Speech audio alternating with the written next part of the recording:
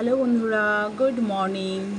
দেখো তোমাদের একটা জিনিস দেখাই। ছোট্ট একটা পাখি, মনে হচ্ছে ছোট, কিন্তু ছোট না, ঠিকই আছে, বড়ই আছে।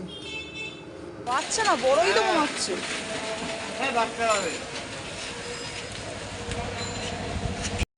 দেখো বন্ধুরা, যা বৃষ্টি শুরু হয়েছে কদিন ধরে, পাখিটা মনে ডানা ফানা পুরো বৃষ্টিতে ভিজে যাওয়াতে উঠতে পারছে না। দেখে মনে হচ্ছে যথেষ্টই বড় পাখি, বাট উঠতে পারছে না গো। কুকুর বেড়ালে না মেজে দেয় গো, ছি ছি ছি।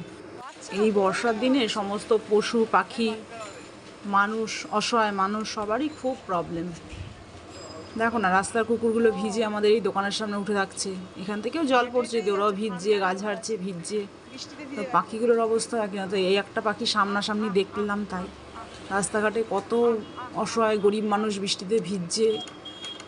তো বর্ষাকালে সত্যিই সকলেরই খুব কষ্টের, বিশেষ করে এই অবলা পশু পাখিগুলোর, তাই না বলো?